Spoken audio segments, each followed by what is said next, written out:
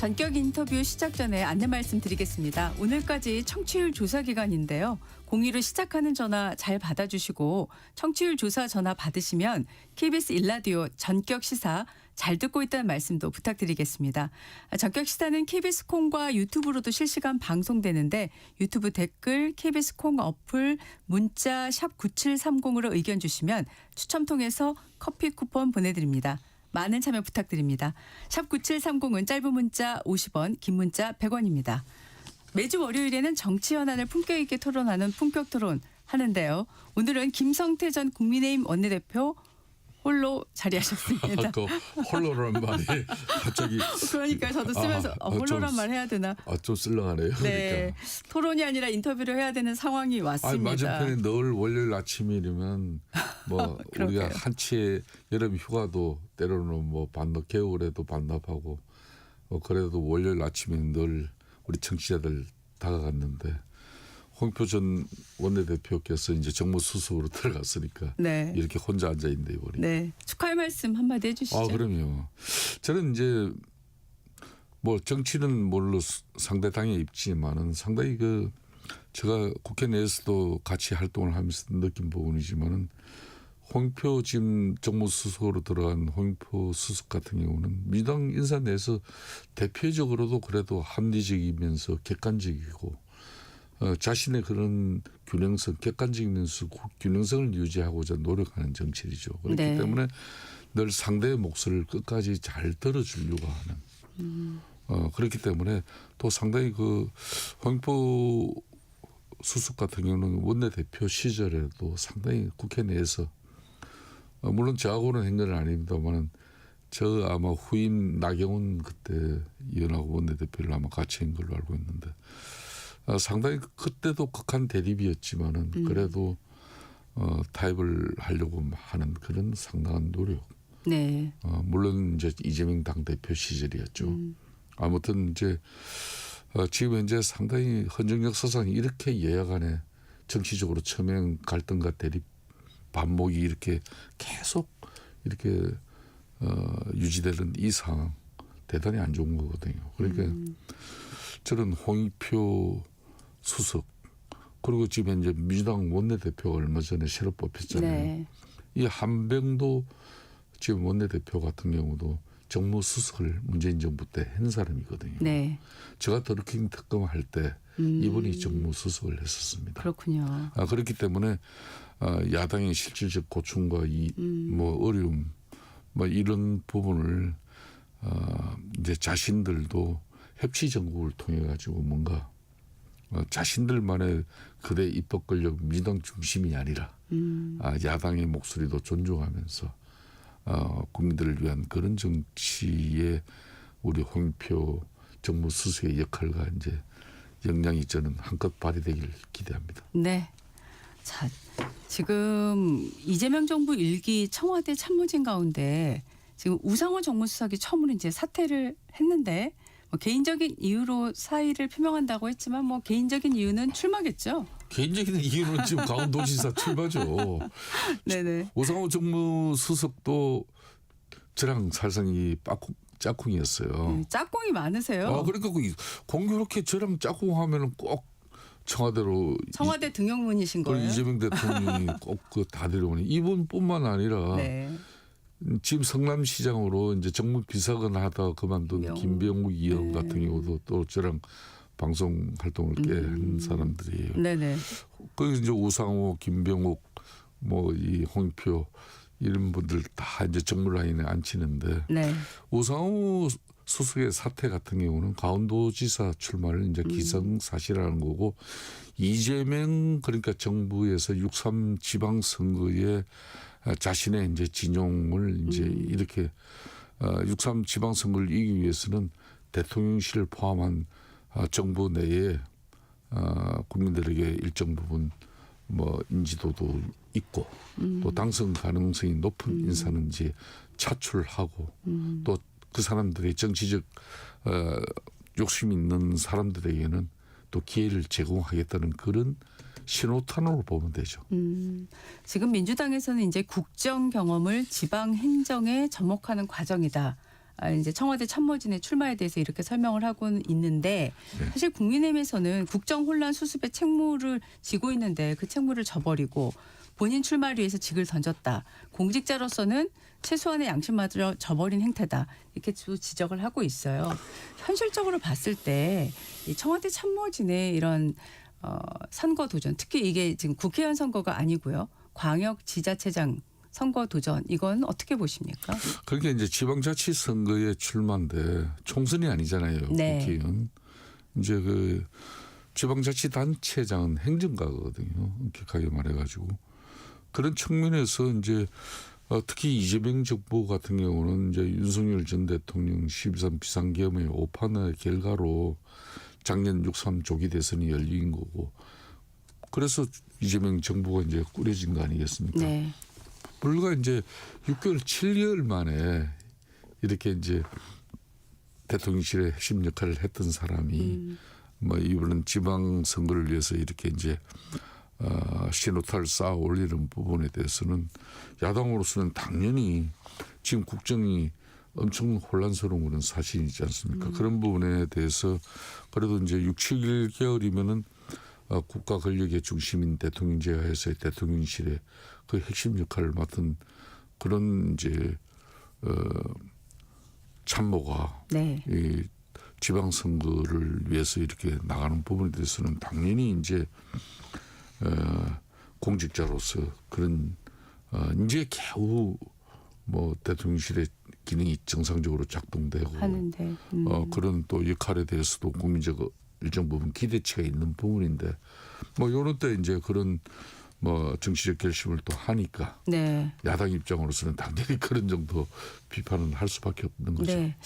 그 올해 6.3 지방선거가 앞에 지방선거 그 전에 지방선거와 비교할 때 조금 다른 점이 있는 것 같아요. 어떻게 보세요?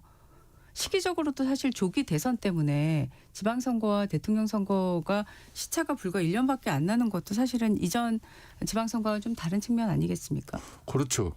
그러니까 이제 2022년도 같은 경우는 이제 3월 9일 날 윤석열 전 대통령이 당선되고 3개월 있다가 6월 달에 이제 지방선거를 불과 네네. 3개월 차이였어요. 그렇기 때문에 네네네. 당시 대통령 당선의 그 이제 흐름 바람으로 국민의힘이 강력단체장 17곳 중에서 12개를 갖다 석권할 수가 있었죠. 네네네.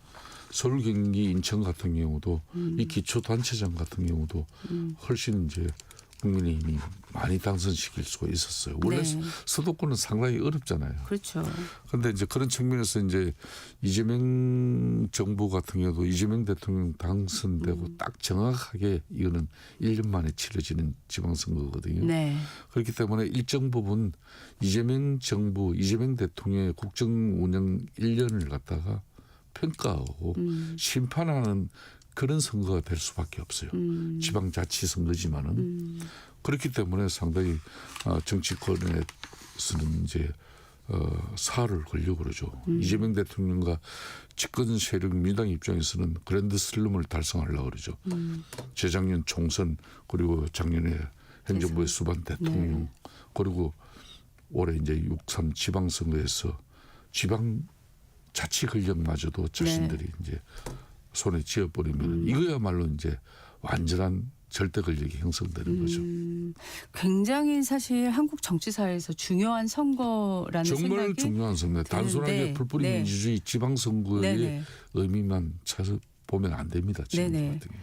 여기에 지금 핵심적인 또 이슈로 떠오르는 게 대전, 충남, 광주, 전남 통합이지 않습니까? 그렇습니다. 지난주에 정부가 수십조 원에 이르는 지원 방안까지 또 발표를 했고요.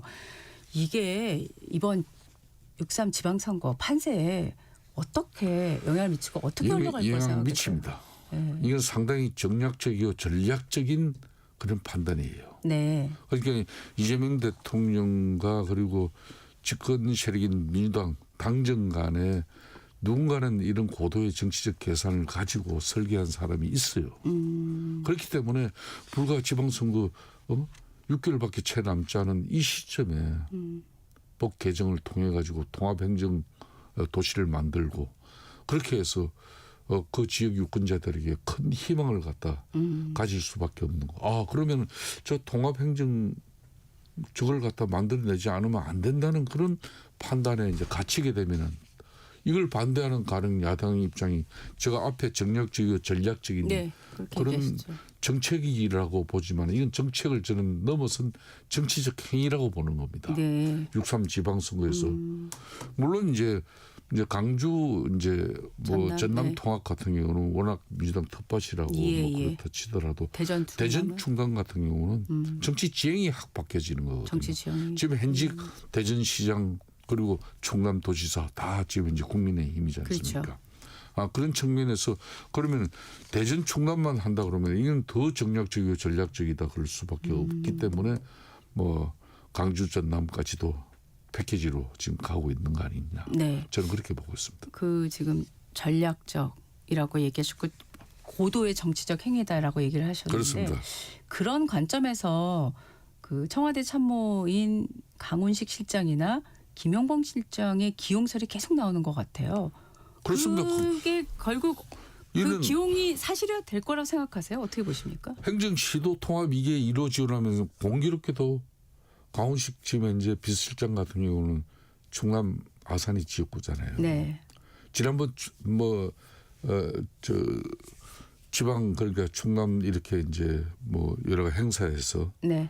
이재명 대통령 행사에서도 그때 수용했던 강훈식 비서실장 당신 고향이고 뭐 한마디 해라 이런 의미를 부여하면서까지도 상당히 그 강훈식 비서실장에 대한 충청권에 대한 우리 충청도민 대전 시민들에게 뭔가 대통령의 메시지를 그런 식으로라도 전달을 한 거 아니겠습니까? 예. 물론 요 얼마 전에 우상호 지금 이제 정무수석을 사퇴한 그 우상호 수석이 사퇴하기 훨씬 전이죠. 강훈식 비서실장과 김종범 정책실장 같은 경우는 올해 6.3 지방선거에 나가지 않는다. 그렇기 때문에 뭐 행정통합 이 부분에 대해서 국민적 뭐 이게 전략적인 뭐 정치적 어떤 그런 계산된 한마디로 정책이다. 이런 비판에 대해서 피해가려고 한 거거든요. 네. 그런데 정치는 생물이에요. 또 한두 달 했다가 이게 뭐 법안이 지금 실질적으로 통과되고 나면은 강훈식 비서실장 같은 경우는 대전 충남 통합 거기 대표 주자로 설 수 있는 거고 지금 정책실장 김 실장 같은 경우는 그러니까 강주 전남 네. 여기 후보로 설 수 있는 겁니다. 저는 그런 가능성도 높다고 보고 있습니다. 높다고 보고 계시는군요. 2월에 여당에서는 지금 이 법을 통과시키겠다고 하니까 네. 그러면은 뭐 3월 5일 있죠. 지방선거에 출마하려는 공무원이 그 이제 사퇴를 하려면은 그 뭐 시간표상으로 가능한 충분한 시간이에요. 충분한 시간이다. 그 뭐 상대당인 국민의힘 입장은 그때 이제 경선 모드로 이제 3월 4월은 경선으로 갈 상황인데 이 법안이 2월 초에 지금 이제 민주당은 통과시킬 그런 뭐 계획을 가지고 있어요. 네. 그러면 뭐 자신의 타임 스케줄대로 움직이는데 뭐 일찌감치 그러면 강훈식 비서실장 뭐 김종범 정책실장 이런 사람들 아까 통합 뭐 행정법이 뭐 개정이 되고 나면은 거기 이렇게 후보로 날섰을 사람이다. 그러면 우리 국민들이 이거 너무 정치적으로 이게 말이야 이런 야당의 또 비판에 자기네들이 중심에 서는데 그런다 그러겠습니까? 당연히 출마 안 한다 그러죠. 알겠습니다. 오늘 그 이해운 기획예산처 장관 후보자 인사청문회가 지금 10시로 예정이 돼 있는데 국민의힘에서 지금 보이콧하고 있지 않습니까? 이거 열릴까요? 아니면은 뭐 단독으로 열릴까요? 아니면 어떻게든 합의가 돼서 늦게라도 열릴까요? 어떻게 생각하십니까? 어제 이제 국회 기재위원장 기획재정위원회 위원장이신 그 이미자 의원을 제가 직접 만났었어요. 그러셨어요? 만날 상황이 좀 일이 네네. 있어가지고 네네. 만나서 이제 이 문제도 제가 자연스럽게 어떻게 대처할 것인지 그런 부분에 또 위원장의 또 뭐 소신 뜻은 뭔지 이렇게 제가 파악이 될 수가 있었어요. 이미자 위원장 같은 경우는 워낙 확고하더라고요. 그러니까 이제 이해운 집 내정자 같은 경우는 지금 뭐 경찰이든 어디든 수사를 받아야 될 그런 피의자의 신분으로 그런 자리에 가서 앉아 있어야 될 사람이지 뭐 장관이 되기 위한 국회에서 청문회 뭐 그렇게 후보자의 자리로서 국회에서 그런 자리를 공간을 내줄 그런 지금 여지가 없다는 거예요. 네. 그러니까 왜 그러면 그건 그렇지만은 그런 청문회를 통해서 더 야당이 뭐 정확하게 짚고 이재명 대통령이 이건 지명을 처리를 할 수밖에 없는 그런 상황을 만들면 되지 않냐 그랬더니 첫째는 그러니까 청문회를 준비하는 의원들 이 자료 제출은 아주 기본인데 자료 제출이 한 15% 정도밖에 되지는 않는다는 거예요. 그것도 네. 본질적으로 꼭 그 의원들이 청문회를 위해서 준비하기 위해서는 꼭 필요한 그런 자료 요청에 대해서는 전혀 응답이 없다는 거예요. 네네. 그런 사람을 어떻게 앉히냐. 그럼 면죄부 주는 청문회를 거쳤다. 그렇기 때문에 장관 임명 절차에 이제 모든 하자가 없는 그런 면죄부를 갖다가 기재위가 주는 그런 청문회 왜 하냐 그런 입장이었어요. 네. 이미자 위원장은 굉장히 강경하시군요. 그러니까. 확고해요. 네네. 근데 그렇지만 또, 지금 네. 뭐 송원석 원내대표하고 네네. 한명도 지금 민주당 원내대표하고 어제도 지금 협의를 했고 네. 물론 이 문제뿐만 아니라 당연히 야당 입장에서는 지금 이제 장동혁 당대표의 양대에 요구한 그 특검 요청 네. 이 부분에 대해서 지금 협상을 좀 이끌어내기 위해서 송원석 원내대표 네. 어제 만났지만 아무 이제 진전이 없는 내용으로 이루어졌다 그래요. 네. 막판까지 계속 지켜봐야 될 것 같은데 지금 이해훈 후보자가 청문회 서면 답변서 일부가 공개가 됐는데 로또 청약 비판에 그리고 부정 청약 의혹에 대해서 정책 비판과 개인 차별을 구분해야 한다. 이렇게 서면 답변서에 얘기를 했는데 이 후보자의 이 입장 어떻게 보셨어요? 그러니까 본인의 뭐 그 특히 이거는 이제 반포 그 아파트 아니겠습니까? 뭐 자기가 낙마하는 일이 있더라도 그 개인 뭐 자기 사생활 특히 개인 재산 문제에 대해서는 건들지 말라는 그런 메시지죠. 그렇기 때문에 정책적으로 자신이 이제 건전재정 기조라든지 또 정치적으로 이재명 대통령을 비판한 그런 부분에 대해서는 자기가 감당하고 또 청문회 자리에서 해명도 하겠지만은 이런 개인적인 사생활 문제라든지 또 개인적으로 가정적으로 이렇게 경제적인 어떤 가정경제적인 어떤 그런 부분에 대해서는 손대지 말아달라. 그 메시지를 명확하게 한 거죠. 네. 만약에 의원님께서 지금 기획재정에 참여하고 있는 국민의힘 의원이시라면 이런 상황 속에서 막판까지 물론 협상을 해야 되겠지만 그럼에도 청문회는 개최돼야 된다. 아니다. 청문회는 그런 지금 앞서 말씀하신 그런 이유들로 인해서 보이콧해야 된다. 어느 쪽이세요? 저는 우선은 청문회를 좀 일정 부분 그나마 야당이 위원장을 맡고 있는 상임이기 때문에 네. 그나마 조금 이런 뭐 정치적 행위를 할 수도 있는 건데 네. 이게 이제 뭐 민주당 입장에서는 지금 이제 상임위 내에 그 민주당 또 의석이 많기 때문에 그걸 또 민주당 가반 상임위 제적위원 가반 이상으로 해가지고 또 자기네들이 의사 진행권을 또 손에 쥘 수도 있어요. 임시 뭐 상임위 위원장을 그러니까요. 또 선출해가지고. 예. 그런데 그렇게 하면 국민적 여풍이 이제 걱정되기 때문에 그렇게는 쉽게 못할 거라고 봐요. 그렇기 때문에 지금 국민의힘 입장에서도 이미자 위원장의 개인적 소신과 또 이제 원내 뭐 이런 전략적인 측면에서도 일정 부분은 보이콧을 하고 그 다음에 이제 앞으로 여야 간의 협상에 통해 가지고 자료 제출이 제대로 좀 일정 부분 이루어진다 그러면은 그때는 청문회를 개최해야죠. 개최해가지고 네. 지금 사실상 국민의힘 의원들은 많은 제보와 또 의원들의 청문회 준비 노력을 통해 가지고 네. 녹취 내용이라든지 또 보좌진 어떤 뭐 그런 뭐 이 청문회 협조 부분이라든지 이런 것들이 있거든요. 네네. 뭐 이런 걸 가지고 제대로 청문회를 뭐 국민들에게 실상을 보여줄 수가 있는 거죠. 네. 그런 걸 활용해야죠. 네.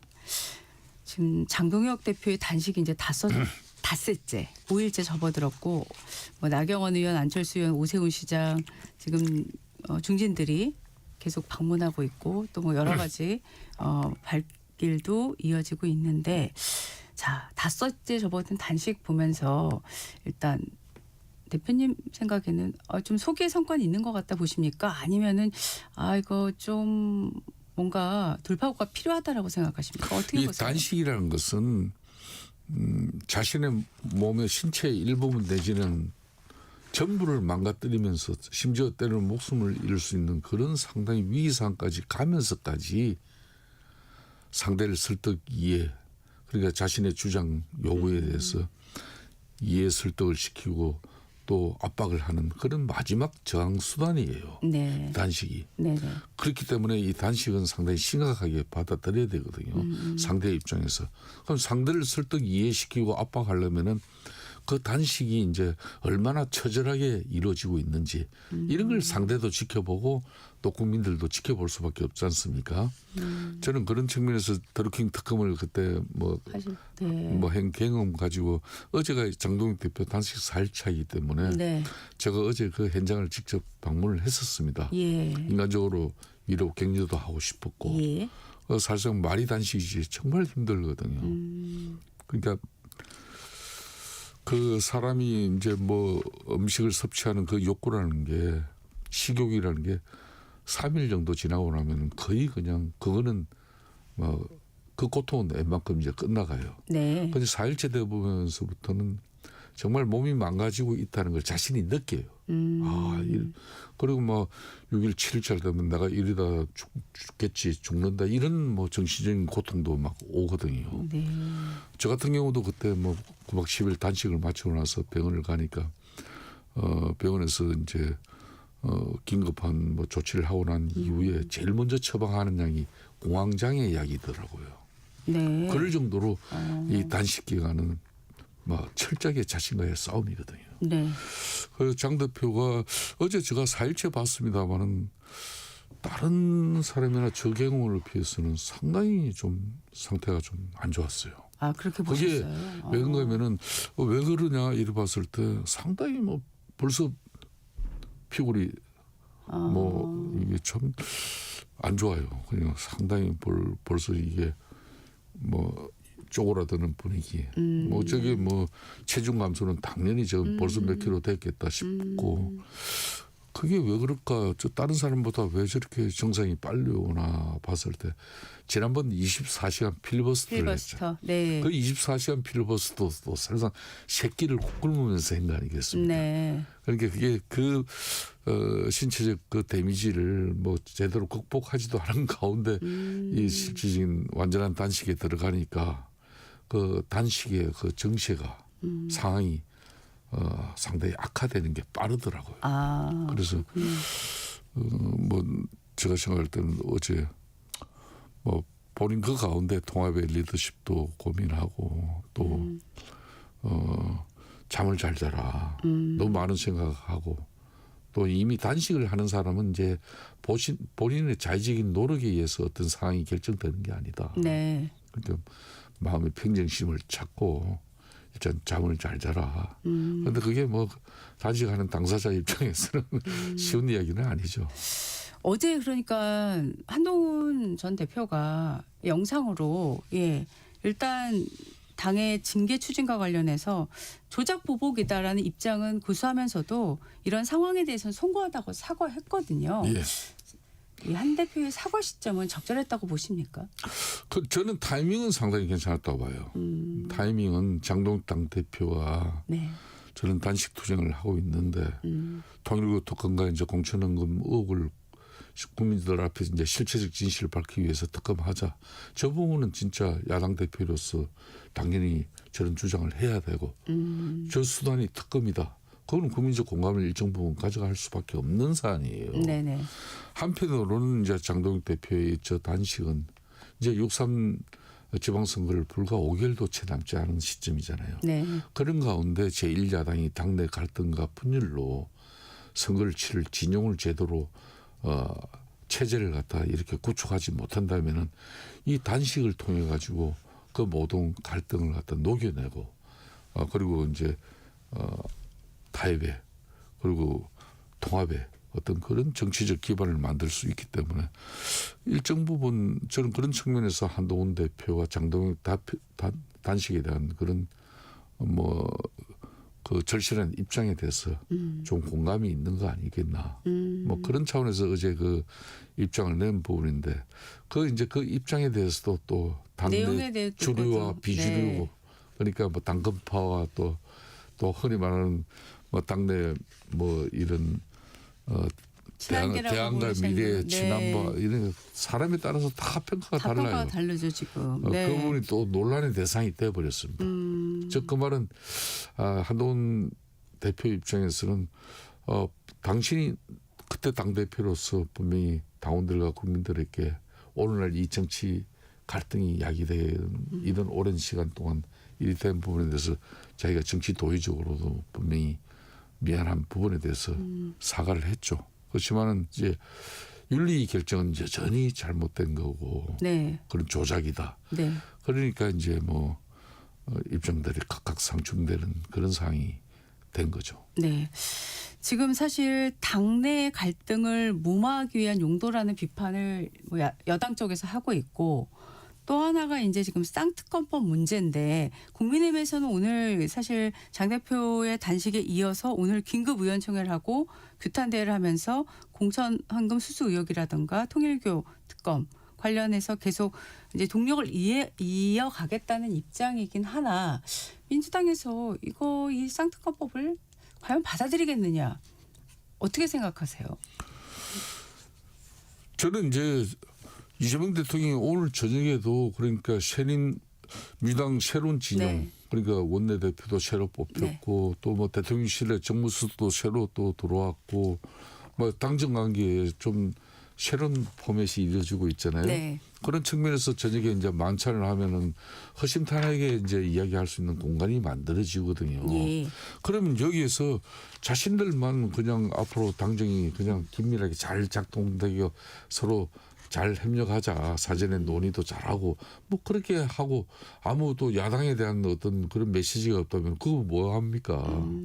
저는 그런 측면에서 제1야당 대표가 저렇게 처절한 단식 투쟁을 하고 있는 마당이면은 이재명 대통령이 협치 전국을 이야기하지 않을 수가 없는 거예요. 그러면은 야당의 요구에 대해서 일정 부분 그걸 들었을 수 있는 대통령 만찬을 통한 일정 부분 당정 최고의 당정 채널이 가동되는 그런 모습으로 국민들에게 비춰지는 게 중요하다. 중요하다. 그렇기 때문에 일정 부분 대통령도 그런 측면에서 말로만 협치 정국이 아니라 실제로 장동혁 대표가 내 그런 지금 이제 통일교 그리고 공천 헌금 이 부분은 특히 6.3 지방선거를 앞두고 있기 때문에 이 공천 헌금 부분은 발본색원하자 그런 차원에서 이재명 대통령의 의지를 보이면은 이런 장동혁 대표의 일정 부분 요구는 저는 수용될 수 있을 거라고 보고 있습니다. 네, 알겠습니다. 오늘 말씀 여기까지 듣겠습니다. 김성태 국민의힘 전 원내대표와 말씀 나눴습니다. 고맙습니다. 예, 감사합니다. 잠시 후 전격 인터뷰 3부로 이어가겠습니다.